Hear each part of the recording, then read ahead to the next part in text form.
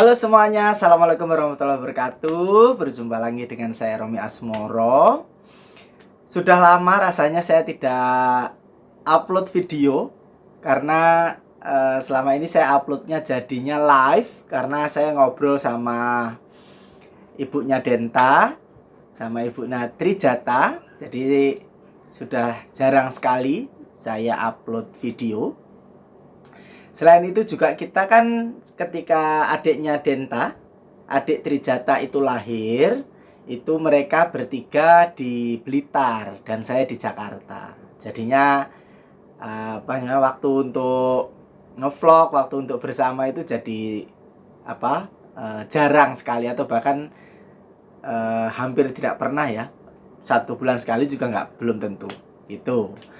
Nah, kali ini sebetulnya mungkin pokok bahasan ini pernah saya bahas di live, tetapi tidak saya bahas di uploadan video. Untuk itu saya akan membahasnya di sini. Oke, jadi pokok bahasan kali ini tentang the more you know that you do not know.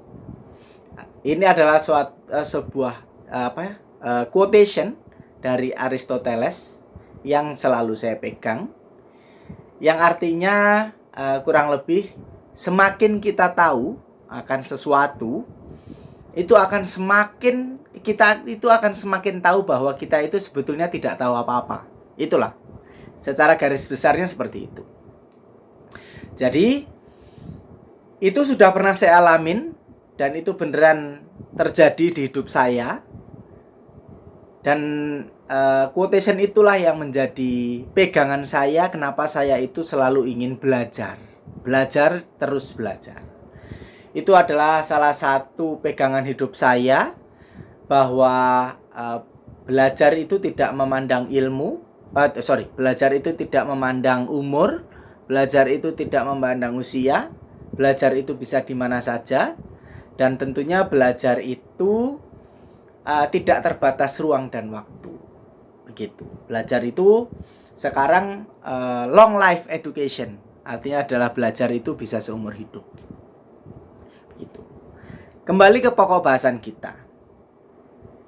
Semakin kita tahu sesuatu, akan semakin kita sadar bahwa kita itu sebetulnya tidak tahu apa-apa. Kenapa?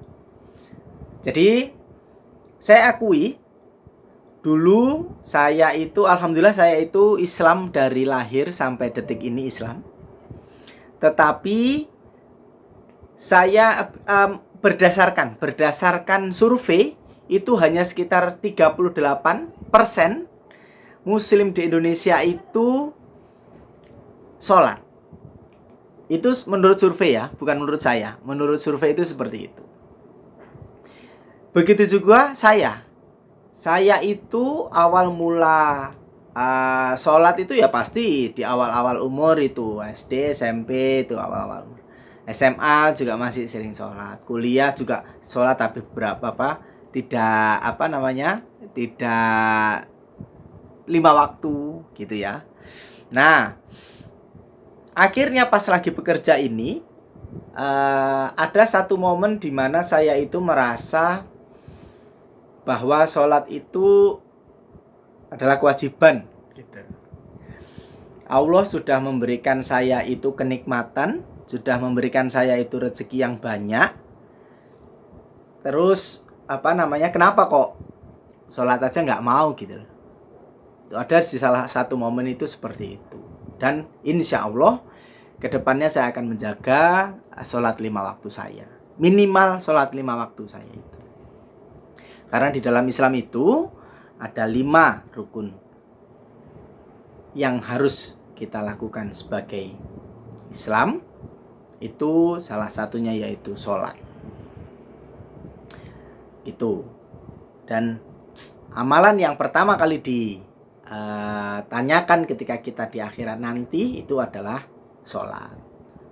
Nah, berhubungan dengan sholat, karena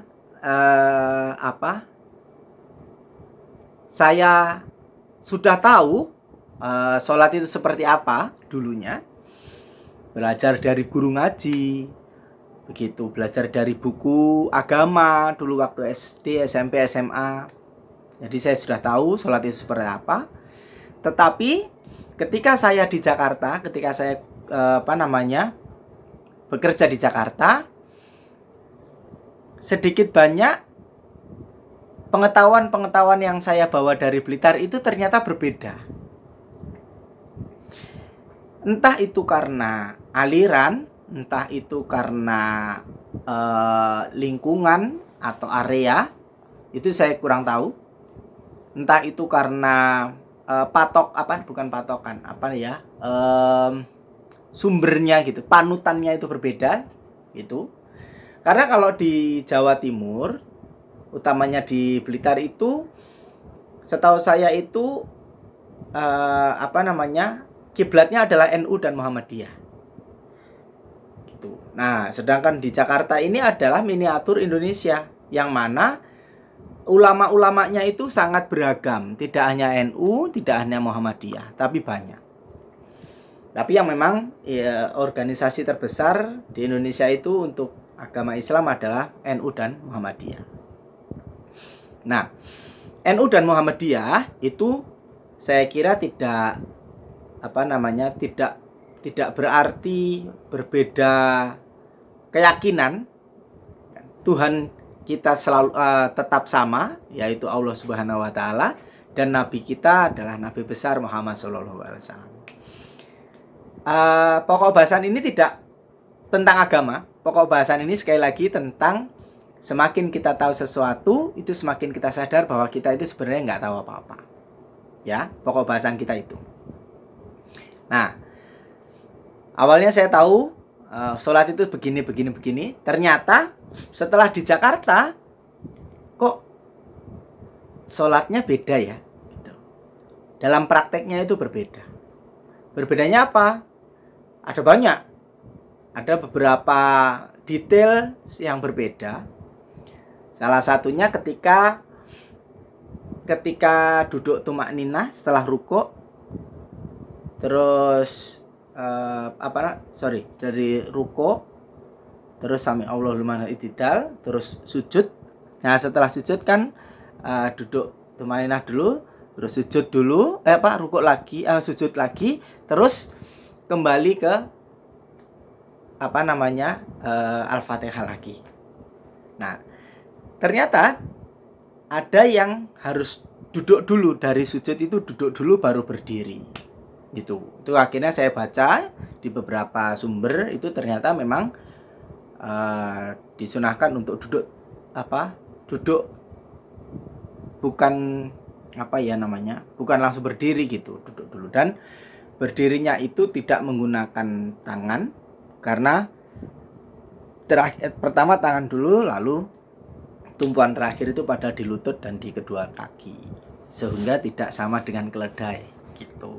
Kalau tangan, bayangkan aja kalau sama tangan dan kaki itu kan kayak keledai gitu loh. Itu pokoknya itu detail-detail seperti itulah yang saya baca. Nanti kita mungkin bahas di pokok bahasan selanjutnya. Nah, itu salah satunya. Oh ternyata begini ya gitu. Nah, kemarin kejadian lagi. Jadi di sebelah rumah saya itu musola Al-Abror, di sebelah kosan, deket. Alhamdulillah, jadi setiap kali azan saya bisa langsung. Nah, tetapi tidak jauh dari sini pula, di sebelah kanan sana itu ada masjid, tapi masjidnya Muhammadiyah gitu. Nah, suatu ketika subuh, azan subuh, itu saya agak bangun agak nggak sadar gitu. Nah, saya kira itu adalah selesai azan. Allahu Akbar, la ilaha illallah gitu kan. Oke, saya wudu. Setelah wudu, ini masih diam nih, hening. Nah, berarti ini selesai azan. Berarti masih ada sholat sunnah fajar. Ya sudah, saya buru-buru sholat. Setelah ambil wudhu, saya langsung sholat di rumah untuk sholat fajar. Ternyata saya dengar bacaan amin gitu. Oh, berarti ini sudah sholat. Wah, saya batalkan sholat fajar saya langsung lari ke musola. Jadi gang saya itu kalau ke kiri ke musola, kalau ke kanan ke masjid. Jadi saya lari ke musola. Nah, tapi kok ada orang yang ke kanan? Berarti ke masjid dong. Nah, terus saya dengarkan lagi. Hayya hayyalah sholat. Oh, berarti sana masih azan, belum qomat. Ya udah, saya ke kanan lah. Saya ke masjid supaya saya dapat keutamaan sholatnya itu loh. Sholat tepat waktu di awal waktu itunya saya dapat. Akhirnya saya ke kanan, saya memutuskan untuk sholat di masjid Muhammadiyah. Nah, setelah saya sampai, saya sholatlah sunnah, sholat fajar namanya, 2 rakaat sebelum subuh. Itu diutamakan supaya rezeki kita lancar. Nah, ketika saya sudah sholat selesai, saya lihat waktu yang minus berapa itu, iqomah, kok masih 5 menit. Terus orang-orang ini setelah sholat 2 rakaat kok sholat lagi. Saya bertanya-tanya gitu dalam hati saya, apa ada sholat sebelum subuh itu ada lagi ndak ya? Perasaan saya sholat sebelum subuh itu cuma sholat fajar aja. Setelah azan ya, setelah masuk subuh itu setahu saya cuma sholat fajar doang 2 rakaat. Tapi orang ini kok sholat lagi 2 rakaat, itu sholat apa? Dalam hati saya. Nah, ternyata usut punya usut, ternyata saya baru ingat, oh itu masjid. Jadi ada sholat tahiyatul masjid gitu. Oh, berarti mereka itu tahiyatul masjid dulu sebetulnya. Karena di musola Al-Abror itu begitu azan selesai langsung rawatib, dan itu cuma berapa menit doang gitu, nggak sampai lama lah, terus langsung iqomah gitu, terus langsung sholat. Jadi sangat pendek sekali waktunya. Sedangkan di masjid itu setelah azan iqomahnya panjang, makanya mereka bisa sholat kok rawatib dulu atau sholat fajar dulu santai gitu. Dan ternyata ada sholat tahiyatul masjid yang mana tidak ada dong di musola. Di musola masa ada tahiyatul masjid gitu. Nah, terus saya searching lagi, itu terjadi di beberapa musola yang pernah saya kunjungi. Salah satunya yaitu musola di bawah, di basement, di kantor saya, di gedung Mega Plaza. Di situ juga begitu. Karena itu adalah sebetulnya notabene bukan musola, jadi itu adalah musola buatan gitu loh. Itu adalah sebuah gedung yang memberikan fasilitas musola kecil, sebetulnya kan gitu. Jadi jangan dibalik. Ini adalah musola yang dijadikan perkantoran, bukan. Ini adalah kantor yang menyediakan musola. Jadi ya marbot mungkin nggak ada, DKM mungkin nggak ada, dan sebagainya. Pengurusnya mungkin nggak ada, mungkin cuma OB gitu. Nah, jadi saya tidak tidak ambil pusing. Gini, musola itu dipergunakan untuk karyawan-karyawan gedung tersebut untuk melakukan sholat, daripada sholatnya di kantor yang bukan tempat sholat, mungkin di pantry atau mungkin di tempat-tempat kosong gitu. Sehingga gedung itu memberikan fasilitas musola kecil. Jadi begitu azan, baik itu azannya via mesin itu, ataupun azan beneran dari beberapa karyawan begitu, setelah itu juga langsung qomat. Ada karyawan yang di situ ya langsung qomat. Kenapa?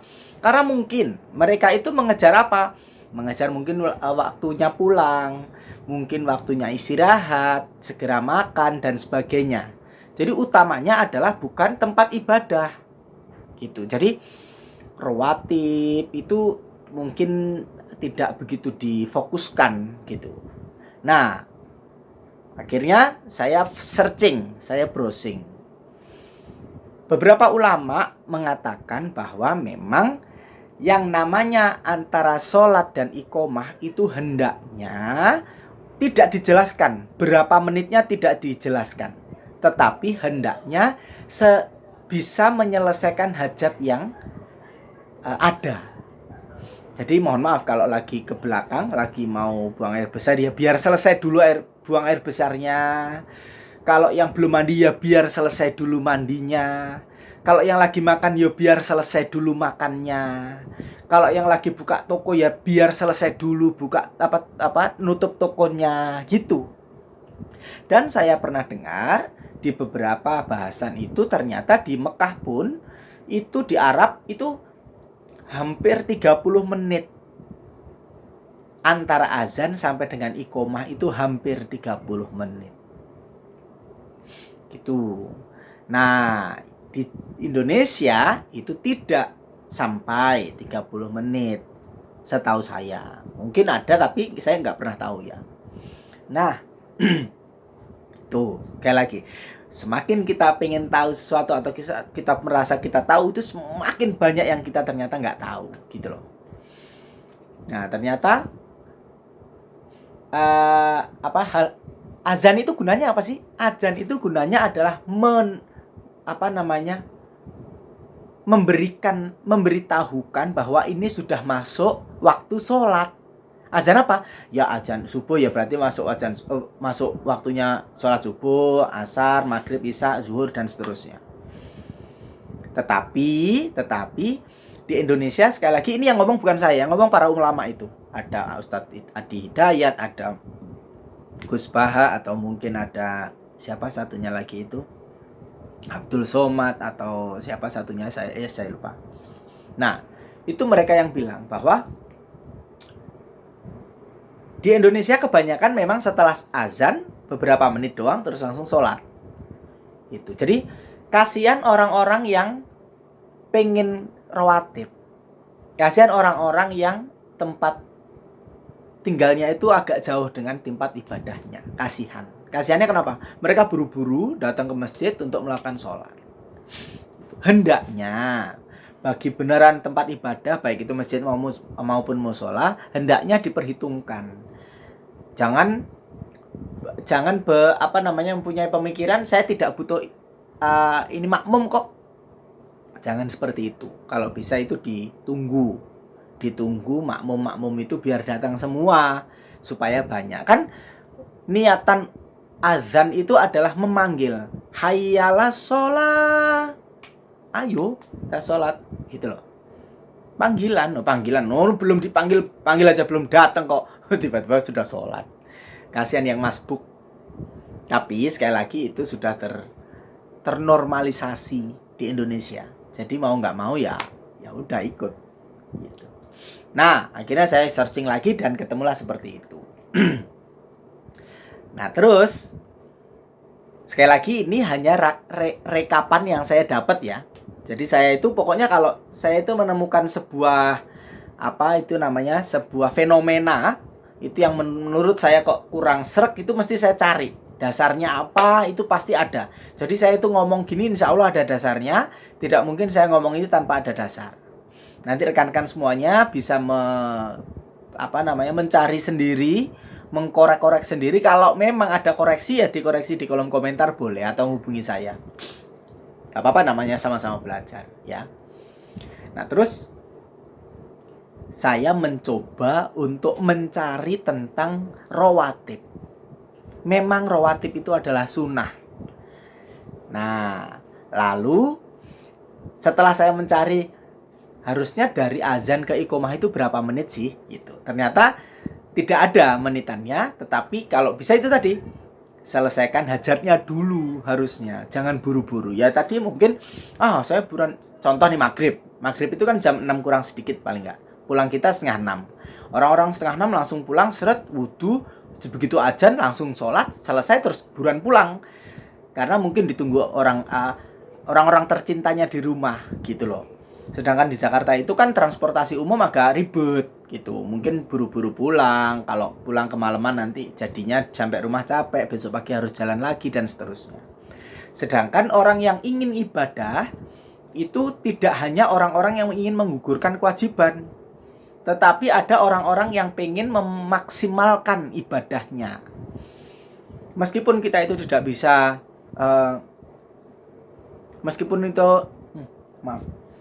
Meskipun kita tidak bisa perfect, tidak bisa sempurna, karena kesempurnaan itu hanya milik Allah, tapi paling tidak kan kita boleh dong berusaha semaksimal mungkin untuk menjadi sempurna. Sholat maghrib itu ada qobliyahnya, ya udah kalau bisa ya ada qobliyahnya dulu dong. Tidak ada satu sholat pun yang tidak ada qobliyahnya, tidak ada. Semua sholat fardu itu pasti ada qobliyahnya. Tetapi qobliyahnya itu ada yang 2 rakaat, ada yang 4 rakaat. Yang 4 rakaat itu zuhur sama asar. Tapi itu pun namanya sunnah muakkad sunnah apa gitu. Jadi nggak terlalu, sunnahnya ya sunnah aja gitu, nggak terlalu yang diharuskan, sunnah yang diharuskan. Saya lupa sebutannya, sunnah apa gitu. Jadi 2 rakaat sebenarnya cukup, tapi kalau ditambah 2 lagi itu lebih diutamakan. Nah, kembali lagi. Jadi musola-musola yang tidak diperuntuk asli, bukan asli tempat ibadah, itu mungkin hanya untuk tempat-tempat menggugurkan kewajiban, supaya tidak sholat maghrib di tengah jalan, mungkin seperti itu. Nah, tapi sekali lagi ingat, kita ingin sholat di musola beneran yang mendukung kami untuk melakukan qobliyah, untuk melakukan rawatib. Nah, tetapi saya tidak habis sampai di situ. Saya searching, ternyata qobliyah itu artinya sebelum. Jadi qobliyah subuh itu artinya sebelum subuh. Qobliyah asar sebelum asar, qobliyah maghrib sebelum maghrib, qobliyah isya sebelum isya, qobliyah duhur sebelum duhur. Nah, tetapi qobliyah itu waktunya mulai dari masuk waktu sholat sampai dengan akhir waktu sholat. Itu qobliyah boleh. Sedangkan ba'diyah itu ba'da itu ba'do, artinya sesudah sholat fardu itu. Kalau sholat ba'diyah itu tidak semuanya ada. Contohnya ba'da asar tidak ada.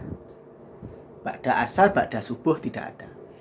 Nah, adanya ba'da maghrib, ba'do maghrib, setelah maghrib.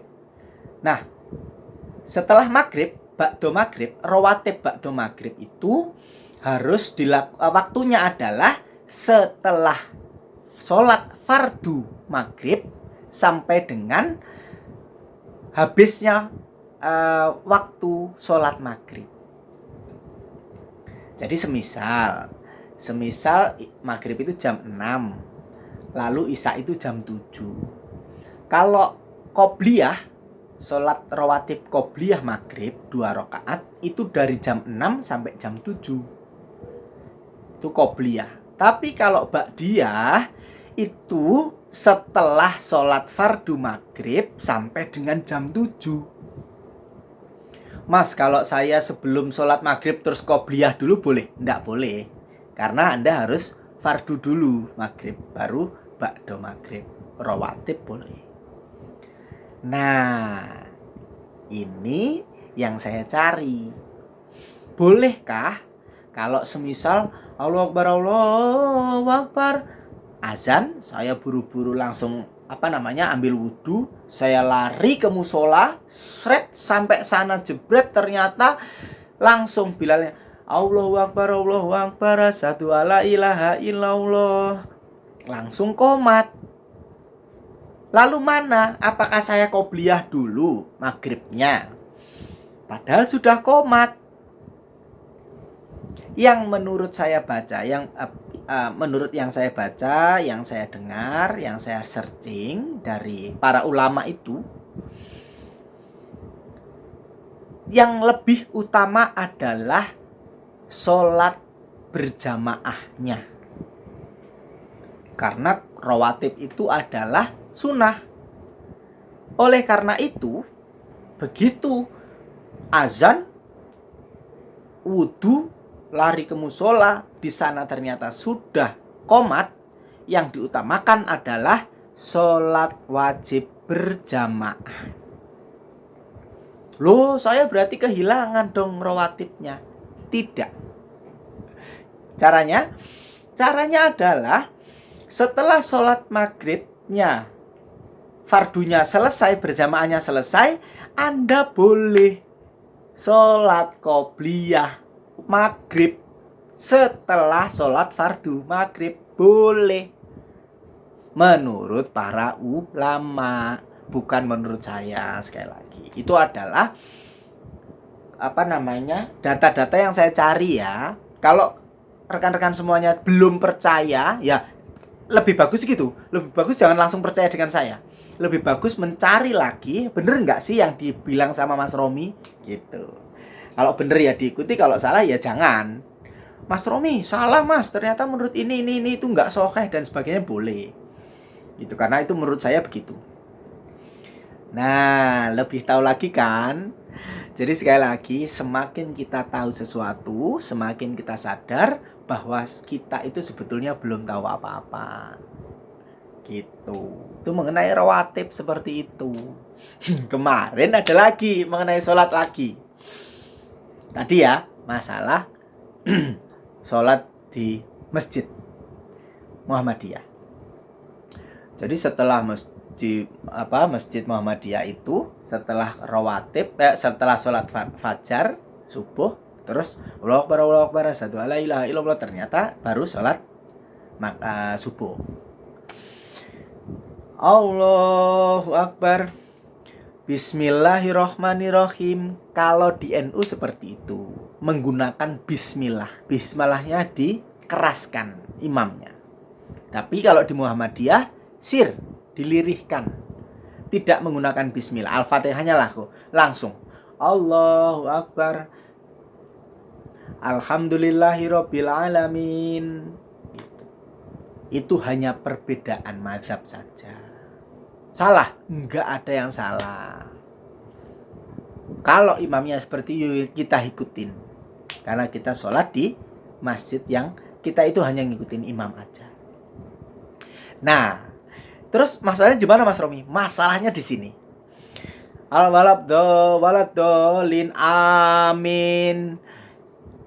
Alif lam mim. Selesai. Tiba-tiba imamnya sujud langsung.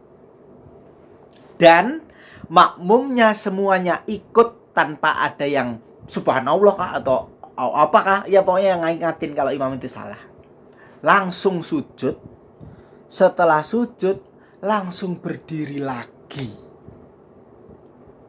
Disitulah saya terus langsung sedikit terbelokkan gitu pikiran saya langsung. Padahal nggak boleh. Ini tadi apa ya? Langsung kaget, sumpah langsung kaget. Ini tadi kenapa ya? Gitu. Nah, akhirnya, ya kan? Setelah kejadian itu, terus setelah itu saya tanya rekan-rekan saya di kantor, kok ada sholat begini sih? Kebetulan saya juga telepon sama si Sarkumin, si ibunya Denta. Kok ada begini? Masa sih Pak? Kalau teman kantor saya bilang, Pak Sandi bilang, kamu ngantuk kali. Kamu tadi lupa nggak ruko, lupa nggak itidal, tiba-tiba langsung sujud kali. Oh iya juga ya Pak Ocon ya. Gitu. Tapi enggak Pak, kalau saya lupa, masa iya saya lupanya kebanyakan gitu. Singkat cerita, saya mencari, kok nggak ada informasi tentang sholat itu yang begitu Al-Fatihah surat pendek langsung sujud, kok nggak ada. Akhirnya ada salah satu rekan kerja saya, senior saya, itu dengan Pak Edi Mulyawan. Beliaunya saya tanyain, Pak, saya tadi pagi tuh sholat Pak di Masjid Muhammadiyah, kok begini ya Pak? Kelupaan kali Mas Romi. Enggak kok Pak, orang semuanya ikutan. Atau jangan-jangan imamnya membaca sholat sajadah kali Mas Romi. Itu namanya sujud apa? Tilawah. Oh iya kali ya Pak, saya nggak tahu. Saya pernah dengar, tapi saya nggak tahu sujud tilawah itu apa. Ternyata setelah saya browsing, benar. Ada beberapa ayat Al-Quran itu yang disunahkan untuk sujud, yaitu ayat sajadah. Itu. Sujudnya namanya sujud tilawah. Nah, lalu saya searching, ternyata benar. Tetapi itu ketika di dalam, biasanya sih ketika membaca membaca Al-Qur'an.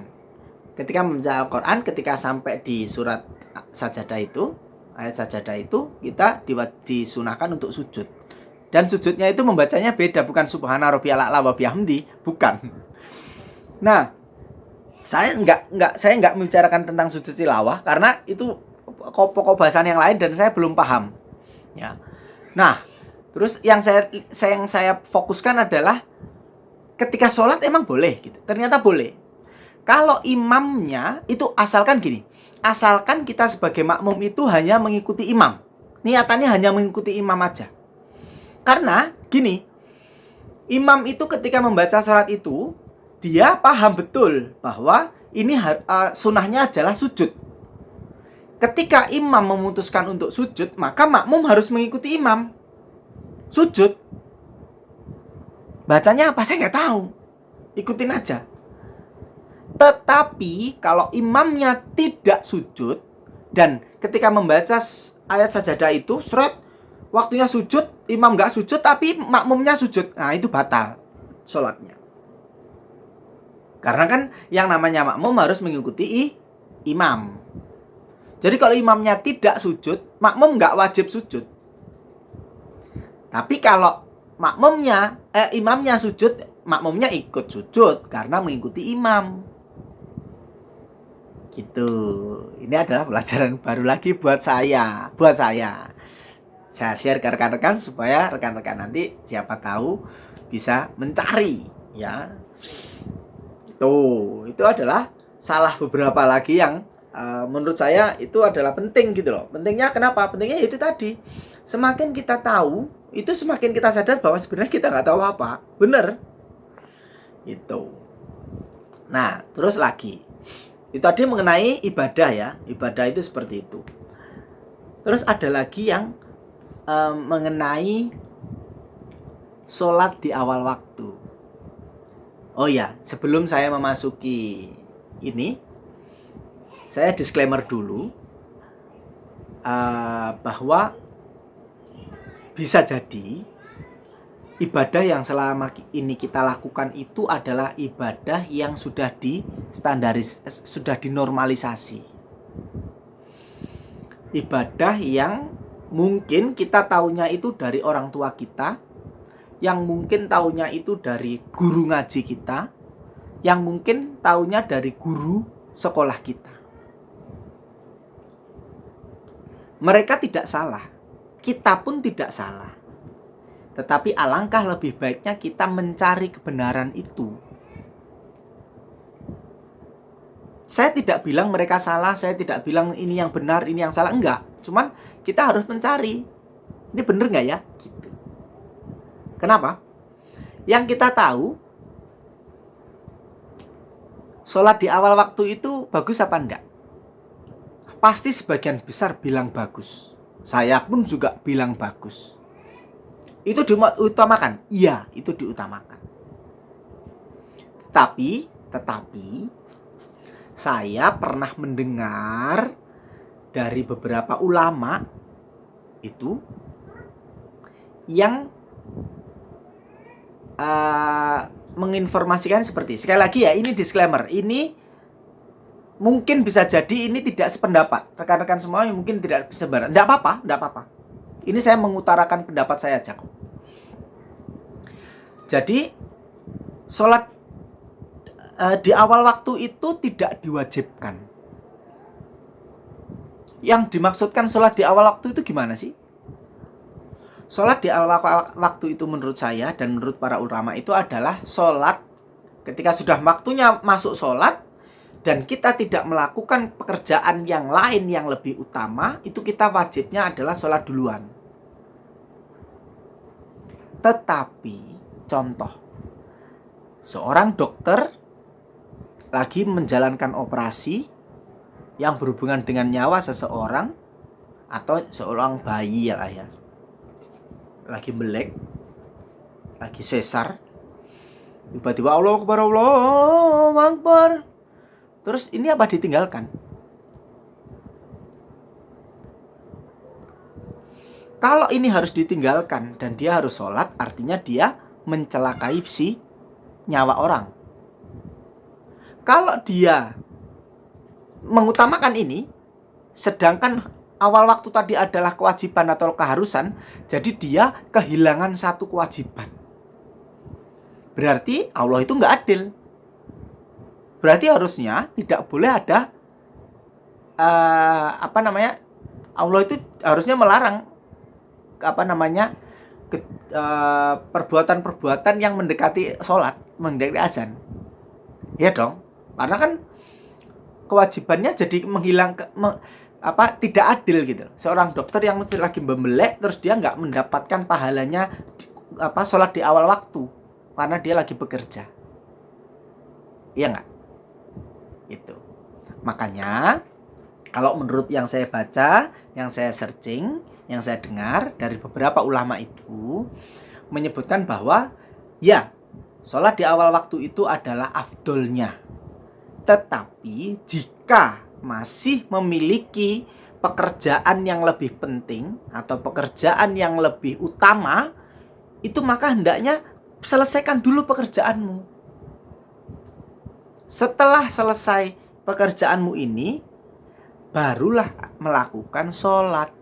Itu juga masih di awal waktu. Ini nanti pasti menjadi polemik. Tidak apa-apa, saya tidak menyarankan Anda untuk sholat belakangan. Saya tidak menyarankan Anda untuk meninggalkan sholat di awal waktu, tidak. Cuman ini yang saya dengar.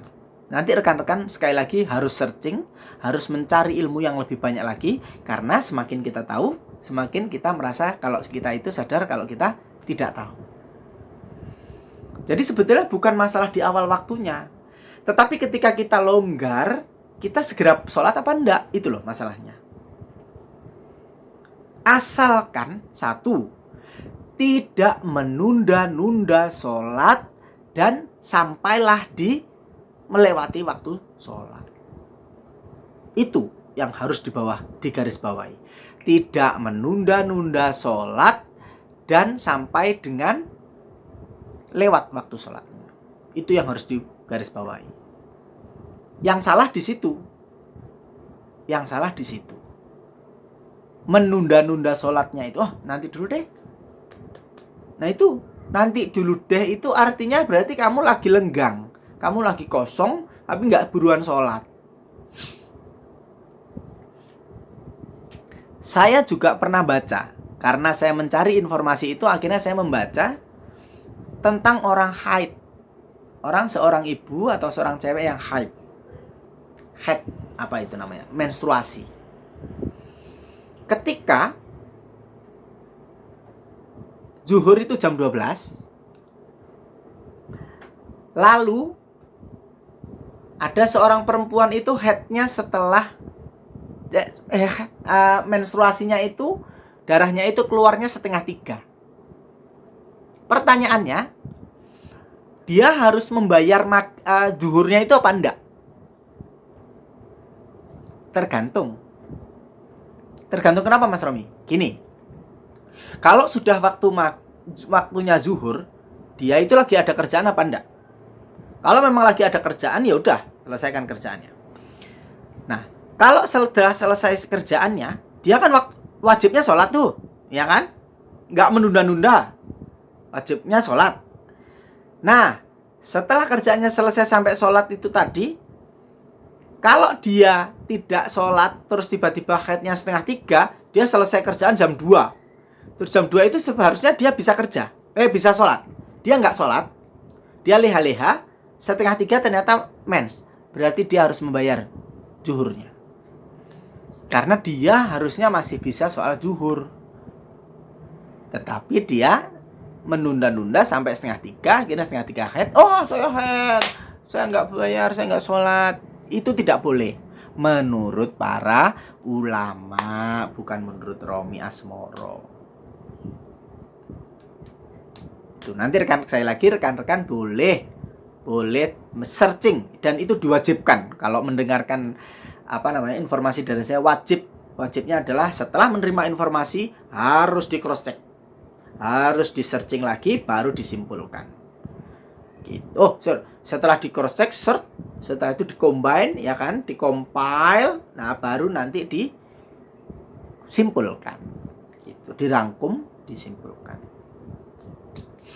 gitu, ya kan. Semakin kita tahu, semakin kita sadar bahwa kita tidak tahu. Lalu ada lagi yang sebenarnya ini menggelitiknya itu gini. Dulu ketika saya awal-awal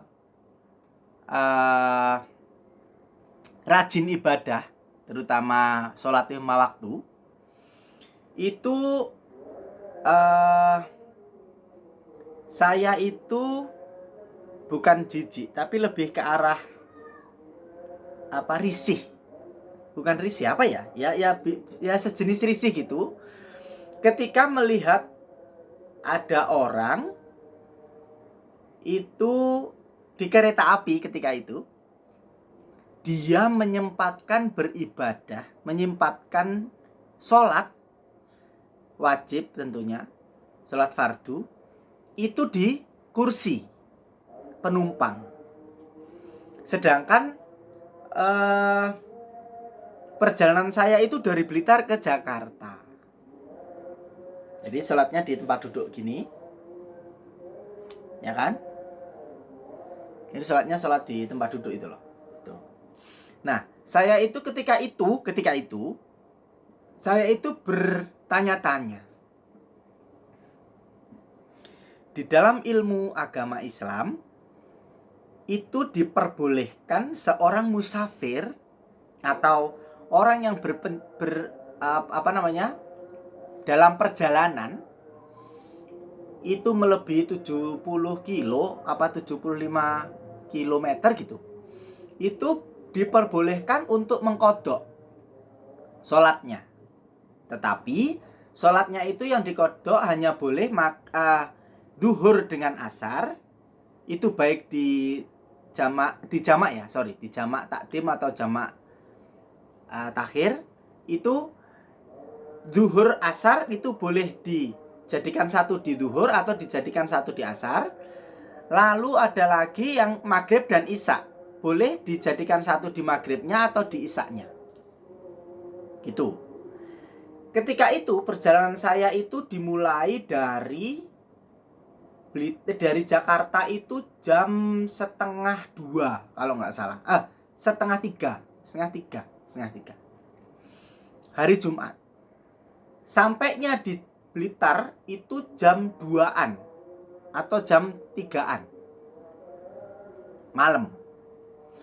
Nah, ketika itu saya itu bisa berpikirnya seperti ini. Karena itu hari Jumat, jadi setelah Jumatan selesai, saya langsung, itu artinya zuhur ya, itu sama akhirnya saya langsung sholat asar jamak takdim, sholat asar setelah zuhur. Nah, setelah itu sesampainya di Blitar itu saya jamak takdim maghrib di isya, sekaligus isya jam 3 itu. Nah, ketika itu saya melihat ada orang sholat itu kayak semacam merisi atau semacam ngapain sih sholat di di transportasi umum.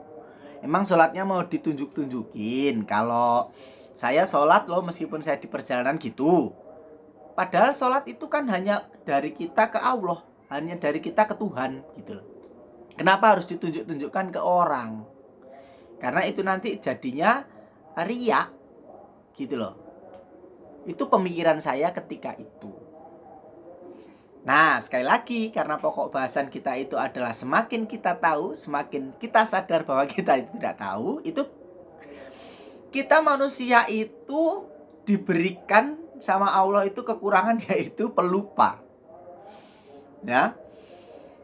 Ketika itu saya ditunjukkan sama Allah itu, menurut saya ya, ketika sesampainya saya di Blitar, yang terjadi adalah saya tidur.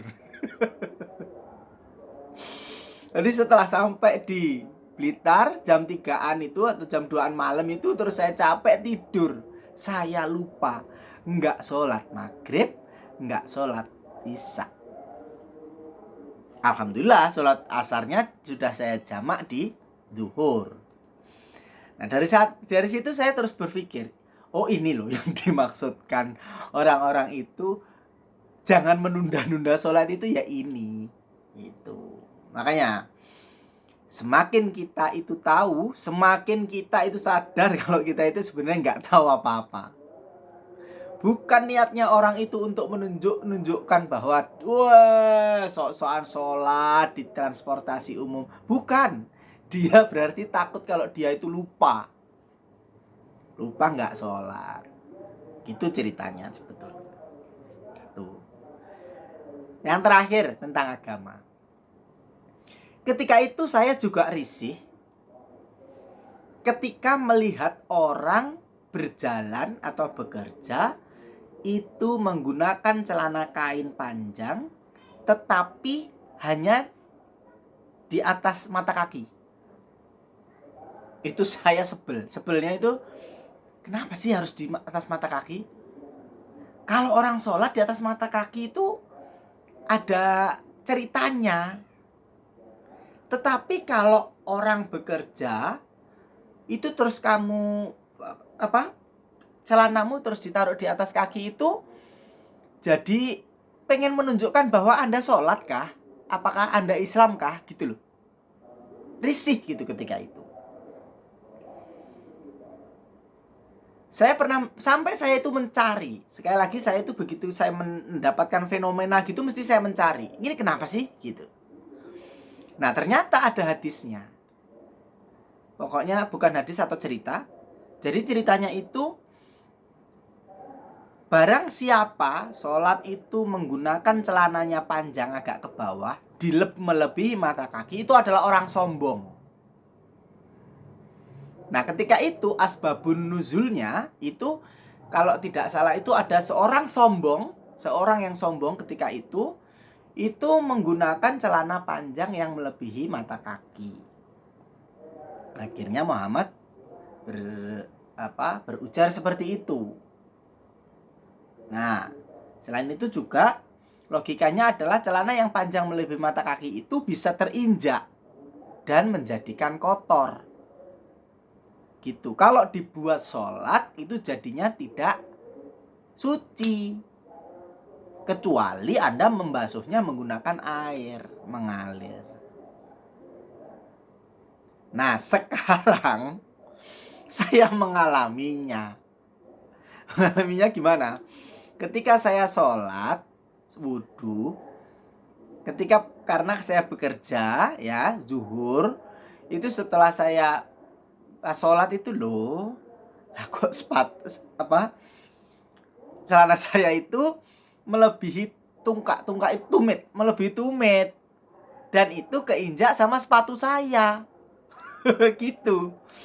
Jadi Allah itu kadang itu tidak memberikan informasi itu secara gamblang. Kadang itu biarin aja, nanti kamu juga tahu-tahu sendiri. Gitu. Karena Allah itu maha tahu, Allah itu maha suci. Allah itu tahu cara memberitahu makhluknya itu seperti apa. Mungkin nggak bisa dikasih tahu orang. Kenapa sih gitu? Paling gini-gini. Kalau dikasih tahu sesama manusia mungkin begitu. Tapi Allah itu mesti memiliki cara lain gimana supaya makhluknya itu tahu. Nah, dengan begitu akhirnya ya sekali lagi, dengan saya tahu, akhirnya saya itu merasa bahwa saya itu tidak tahu apa-apa. Akhirnya sekarang, begitu saya mau bekerja, itu pasti saya linkin. Linkin itu saya tekuk jadi 2 gitu. Seret ke dalam supaya dia nggak turun ke bawah. Jadi saya agak naik gitu ininya. Apa tujuannya? Supaya nggak keinjak. Supaya tetap suci, dipakai sholat, biar tetap bisa. Saya tidak perlu mengganti sarung. Gitu. Jadi hal-hal sedemikian rupa inilah yang terkadang membuat saya itu yakin gitu. Nah, lanjut. Itu tadi mengenai ibadah. Nanti kalau mengenai ibadah lagi, nanti kita lanjut lagi. Sekarang mengenai kehidupan sosial. Anak SD tentu pengalamannya lebih sedikit dibandingkan anak SMP. Begitu pula anak SMP, pasti pengalamannya lebih sedikit dibanding anak SMA, anak kuliahan, anak S1, S2, S3, atau anak sudah bekerja, sudah punya istri atau suami, atau sudah menikah, sudah punya anak 1, 2, dan 3, atau sudah punya cucu. Itu pasti berbeda-beda. Dan tarafnya begitu. Lahir, TK, SD, SMP, SMA, kuliah, S1, S2, S3, atau kuliah, terus bekerja, berkeluarga, punya anak, punya cucu, pensiun. Itu pengalamannya pasti beda-beda. Sekali lagi, semakin kita tahu, semakin kita sadar bahwa kita sebenarnya tidak tahu. Anak SD tidak tahu tentang teori bumi datar. Itu maksudnya gimana, dia mungkin nggak tahu kelas 1 SD. Tapi kelas anak SMP, oh gitu maksudnya. Anak SMA, kuliah, dan seterusnya pasti sudah berbeda pengetahuannya. Nah, saya mau membahas mengenai kehidupan sosial. Kalau anak SD, anak kecil ya, dibilang kalau toddler atau pokoknya yang low order thinking, anak yang belum berpikiran sangat belum berpikiran kritis, itu mungkin masih mengedepankan emosi, masih belum stabil, masih labil namanya. Tapi kalau bagi orang yang mature, bagi orang yang dewasa, dia sudah bisa mengontrol dirinya sendiri, ya, itu mungkin sudah lebih terkontrol emosinya. Beda lagi sama orang yang sudah senior, yang sudah sepuh. Mereka sudah tidak mungkin lagi mengurusi emosi. Mereka sudah pasti memikirkan hanya akhiratnya aja. Saya sudah makan asam garam rom kalau begitu aja. Saya nggak terlalu memikirkan hal-hal sepele seperti itu. Dulu waktu saya muda pasti begitu. Mungkin gitu. Nah, dari sini saya itu mendapatkan berbagai pengalaman tentang bersosialisasi, baik itu dengan anak saya, Denta sama Trijata, dengan istri saya, dengan Ibu Kiki, dengan rekan kerja saya, dengan atasan saya, dengan orang tua saya, dengan mertua saya, dengan keluarga saya semuanya, dengan tetangga kanan kiri, dengan tetangga di Bogor, dan semuanya itu saya bersosialisasi dan saya mendapatkan ilmu tentang itu. Kalau kita itu dewasa, itu kita pasti akan lebih settle, kita akan lebih terkontrol emosinya. Kalau kita itu berhadapan dengan orang yang sudah berumur tapi belum dewasa, ya mau nggak mau kita yang harus, ya udahlah, orang anak kecil, orang belum dewasa, gitu aja. Meskipun jadi gini, dewasa itu, tua itu pasti, karena umur kita bertambah. Tua itu pasti. Tetapi dewasa itu adalah pilihan. Dewasa itu tidak bisa, saya sudah dewasa. Nggak bisa kayak gitu. Dewasa itu tidak ditentukan oleh umurmu berapa. Dewasa itu ditentukan oleh cara berpikirmu seperti apa, cara memandang, cara bersosialisasimu itu seperti apa. Kamu hidup di dunia. Ingat, ketika masih SD kita diajari bahwa manusia adalah makhluk sosial, dan itu tidak bisa ditentang. Manusia adalah makhluk individu, nggak mungkin. Teori itu nggak mungkin terpatahkan. Sama kayak Tuhan itu satu, nggak mungkin Tuhan itu dua, nggak mungkin. Nggak mungkin, Tuhan itu pasti satu. Tapi sekali lagi, kalau kamu diskusi atau kamu istilahnya berdebat, seorang Romi itu berdebat dengan Denta tentang teori bumi bulat dan bumi datar. Apa mungkin terus Denta yang menang? Romi nggak bisa jawab. Mungkin nggak kira-kira? Coba rekan-rekan coba renungi deh. Kalau seorang Denta berdebat sama Romi, bapaknya,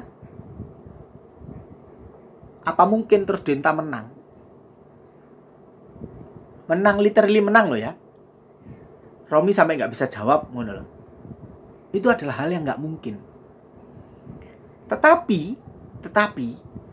kalau Denta dimenangkan, mungkin. Denta dimenangkan oleh seorang Romi, mungkin. Kenapa? Karena Romi sadar bahwa Denta itu masih kecil. Denta itu belum bisa berpikir logika, mengontrol emosi. Gitu. Kalau Romi menang, pengen menang dari Denta, itu berarti yang sakit Romi. Kenapa? Karena berarti Romi nggak nyebut, nggak apa ya ini istilahnya, nggak sadar diri. Rom, kamu itu sudah dewasa, mosok sama anak kecil aja nggak mau ngalah sih, kan digituin. Iya kan? Iya nggak sih? Ayo, coba deh perhatikan. Nggak mungkin. Itu adalah rumus. Semakin dia tahu, oh, semakin dia sadar, ya ternyata saya nggak tahu apa-apa ya. Nah, mungkin ketika kita itu berargumen atau beradu argumen, atau kita lagi berdebat, atau kita lagi selek, atau kita lagi apa ya istilahnya, lagi gontok-gontokan dengan seseorang, kita bolehlah sekali kita itu coba merefleksikan ilmu yang saya beri ini tadi. Coba sekali-sekali itu kita apa ya? Bentar. Anak ini di bawah saya apa di atas saya ya? Levelnya saya bilang level kedewasaannya. Kalau level kedewasaannya di atas kita boleh meninggikan kita supaya kita itu berada di level yang sama. Tapi kalau kita kejar kok semakin nggak ada, kok semakin awang-awang ya, bukan berarti dia di atas kita, jauh, enggak. Berarti dia itu di bawah jauh. Kita semakin tinggi kok dia nggak ikut-ikut ya? Berarti gitu. Nah, terus ini ada teori. Rekan-rekan semuanya bisa mempraktekannya. Ketika ada seseorang bermasalah, itu kita refleksikan gini, gampang. Si A ini bermasalah sama kita. Nah, kita cari dulu. Kita istilahnya cek ombak, kalau orang sekarang bilang. Kita cek ombak aja dulu. Orang-orang ini banyak nggak yang bermasalah sama si A ini? Si B, bermasalah. Si C bermasalah. Si D bermasalah. Si E bermasalah. Loh, lah kok bermasalah sama si ini, si A ini? Saya juga. Lah, berarti kalau begitu, berarti yang si ini yang bermasalah. Berarti bukan Anda yang bermasalah. Kalau Anda setelah cek ombak, si B, C, D, E, dan kamu dan Anda itu ternyata bermasalah dengan si A, artinya adalah si A yang bermasalah. Tetapi kalau Anda lagi bermasalah dengan si A, lalu Anda cek ombak tidak ada yang bermasalah dengan si A, lalu Anda mendengarkan selentingan-selentingan, si B nggak suka sama saya, si C nggak suka sama saya, si D nggak suka sama saya, si E suka nggak suka sama saya. Berarti yang bermasalah kita. Kita harus bisa bermawas diri. Kalau banyak orang yang tidak suka dengan kita, artinya kita yang bermasalah. Tetapi kalau ada banyak orang yang bermasalah dengan satu orang yang sama, itu berarti orang ini yang bermasalah. Kita tidak perlu mencari pembenaran, kita tidak perlu untuk mencari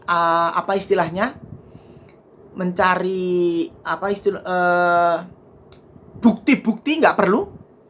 Kita mencari teman, ya, mencari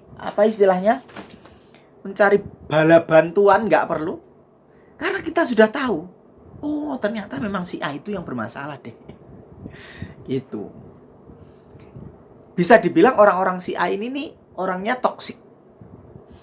Jadi memang mereka yang anak kecil, yang masih berpikiran anak kecil, lalu mereka itu biasanya antisosial. Antisosial itu yang tidak bisa bersosialisasi dengan baik. Mungkin itu karena lingkungannya yang membentuk dia, mungkin itu orang tuanya yang membentuk dia, mungkin itu keluarganya yang membentuk dia, dan banyak sekali faktor yang bisa membentuk karakter dari setiap individu. Mungkin dia dulu pernah trauma apa, trauma ini dan itu, bisa.